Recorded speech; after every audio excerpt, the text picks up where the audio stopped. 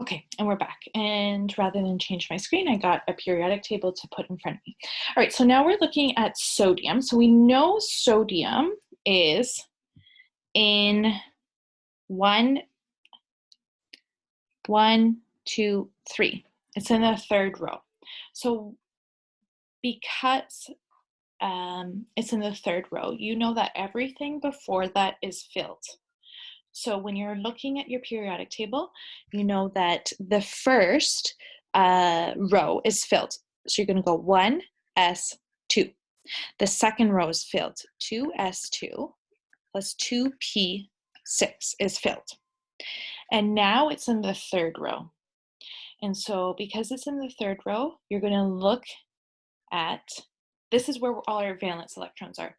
And there's one valence electron. It starts off in the S shell. So S1. And that's the electron configuration for sodium. Now, if you notice, I very nonchalantly said, okay, the first row is filled, the second row is filled, don't really even think about it. Chemists are like that, all right? And so who has the first row and the second row completely filled is the noble gas. So because we have this starting point of completely filled electrons, which are the noble gases, why don't we use that to abbreviate these very long electron configurations? So if you look at this, okay, who has the first and second row completely filled? Neon does. So let's put in square brackets, neon, and that's our starting point. What's our valence electrons? There's one valence electron in the third row. So you put 3s1. Okay, let's do iron now. Iron is 26. And so we know that the first, the second, the third row is filled. So let's just write that up. 1s2, 2s2, 2p6, 3s2, 3p6, and then stop. Because now we're in the fourth row. And if you look at it, I hope everybody has a periodic table right now. There are how many valence electrons? There's 1, 2, 3, 4, 5, 6, 7, 8. 8 valence electrons in the fourth shell. We know that the s orbital is full, so take that away. And so then now we're looking at the p shell. And this is, the f shell. This is where this over here comes into, sorry, did I say F? I need a coffee. The D shell, okay? So this is where we are filling in. We filled in the 1s, 2s, 2p, 3s, and now, look, we're filling in the 3p, and then the 4s, and now the 3d. Okay, so what that means is, rather than this being the 4d, it's 3d. You step, it goes down one, okay? And so that is showed over here. Let me just show it to you again. Over here, whoops. I want to get rid of this. We filled in, so everything up until this part over here, okay? So we filled the 3p shell, and then we start off with the 2 and the 4s, and now we're filling in the 3d shell, and then it would be the 4p shell. And then we go to the 5s, okay? So the way that I think about it is whenever I look at these numbers, and this 4s is right beside a D shell, my rule, my shortcut is that it has to be one less for the principal quantum number, okay? So it's not in the fourth shell, it's in the 3d, okay? So that is Aufbau's principle. That's where things get confusing, and it's going to take practice to get this. Okay. All right. So how many electrons do we have in the 3D shell? We have 1, 2, 3, 4, 5, 6. 3D 6. And we're just going to leave it as that, okay?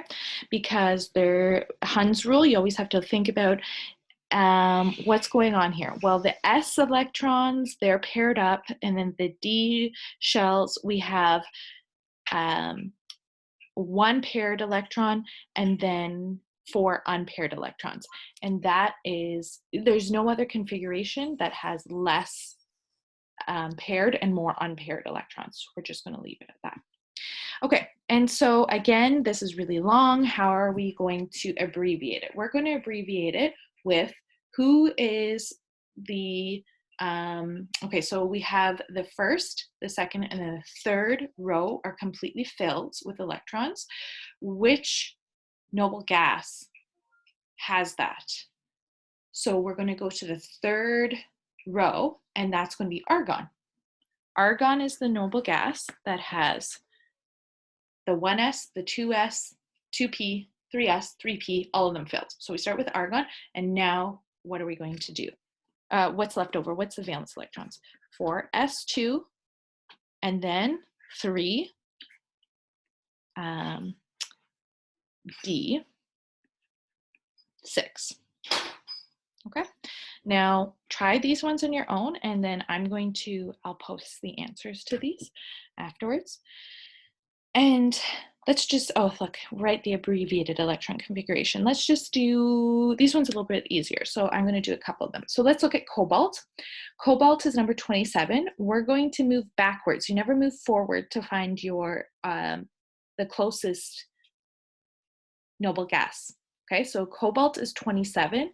It moved to the left. You're going all the way to the first in that row. We have potassium, and now let's move back from 19 to 18. 18 is argon. Okay, so the closest noble gas to cobalt is argon. So we're going to put in brackets argon, and then what is there? Okay, well, we have the 4s2 is filled up, and then there's 7 valence electrons. So 3d7. Is there 7? 1, 2, 3, 4, 5, 6, 7. Great. And you can see what time it is. It's my bedtime. It's 8:56. So, a little bit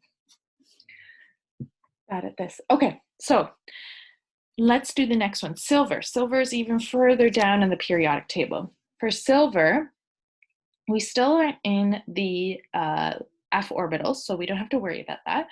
Silver is atomic number 47, and so the closest noble gas that has a atomic number less than silver, remember it's always less, not more, is going to be krypton with number 36. So we're going to put krypton in the square brackets. And then which row are we in? We're in the 5th row. So, and I have, in my 5th row, I have 1, 2, 3, 4, 5, 6, 7, 8, 9, 10, 11 valence electrons in my 5th row. So I'm going to do 4s2, 3d9.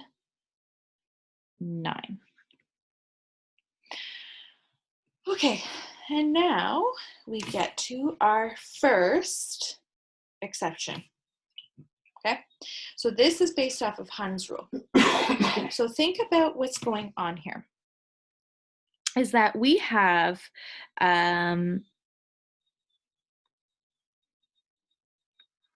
4s2 and 3d10. We're going to have paired electrons in the S shell, and then in the D shell, we're going to have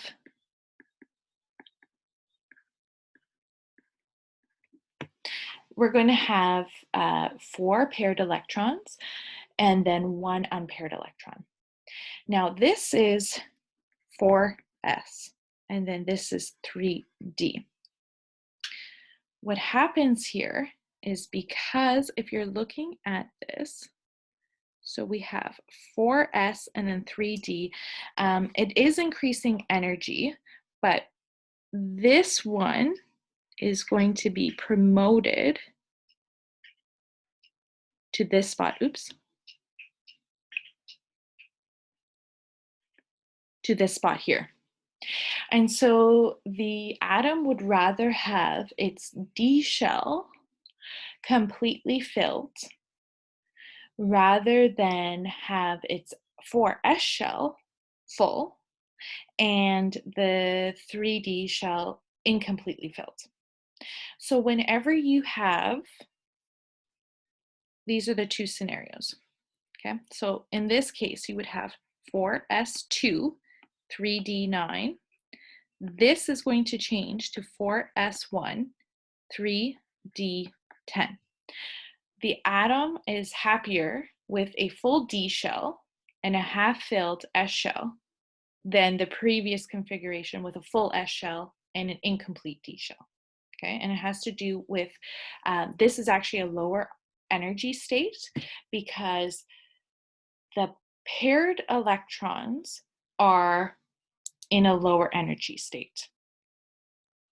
The 4s electrons are lower energy than the 3d electrons.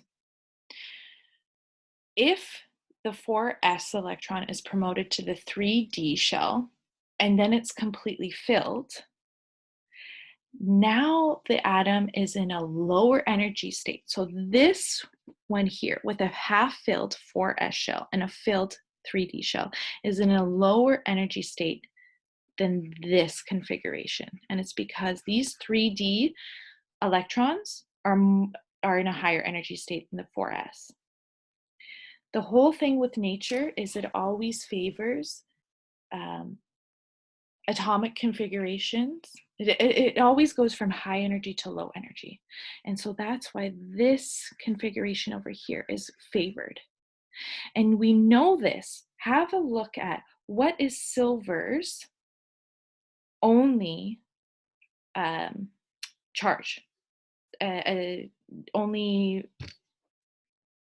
cation charge. It's +1, because which electron is it losing?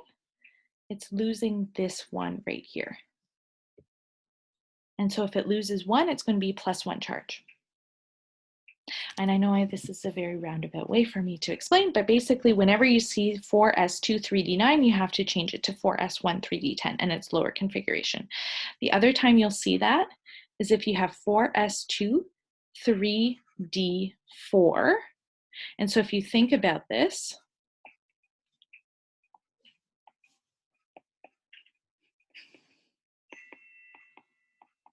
this configuration over here, the atom would rather promote this electron here to this spot and then have, let me erase it,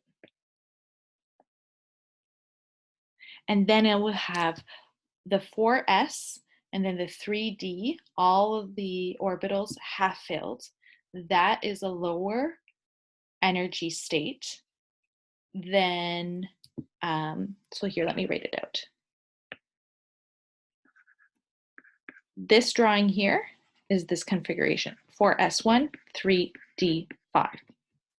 Okay, so this energy state over here with everything half filled is a lower energy state than this one up here.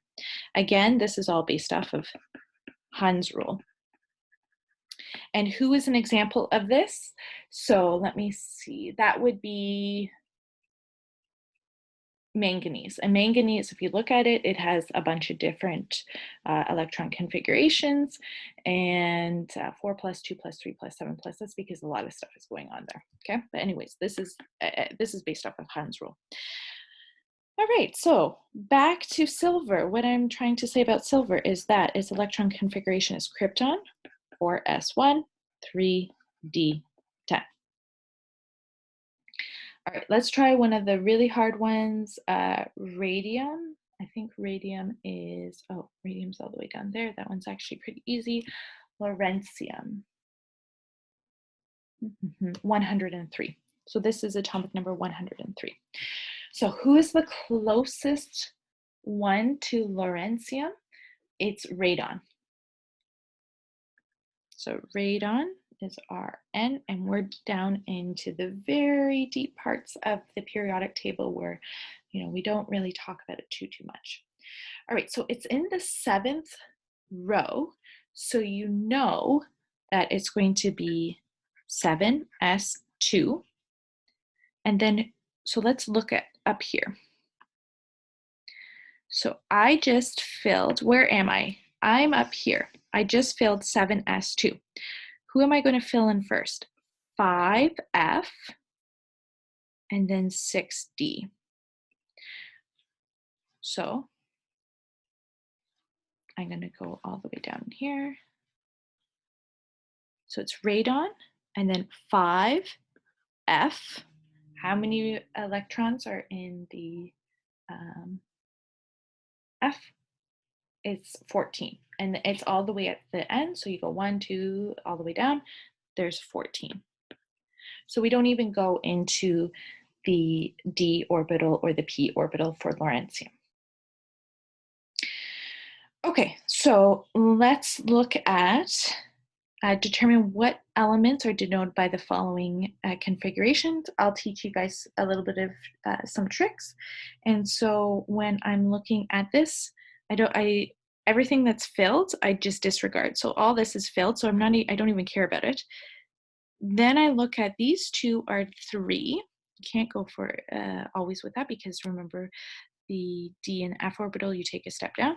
But I can see that there's the 3s and then the 3p shell. So I know that I'm somewhere in the 3rd row, and 2 plus 4 is 6. So I'm going to move over 6 spaces. So 3rd row, I'm sodium, magnesium, aluminum, silicon, phosphorus, sulfur. This right here is sulfur. Okay, when I'm looking at this one, okay, this is filled, this is filled, this is filled, and now I get to the 4s part. The 4s shell is filled, 3d shell is filled, 4p is full. This one over here is going to give me the identity of where I am. I'm going to look in the 5th column, 1 space over. Sorry, not 5th column, 5th row. This is rubidium.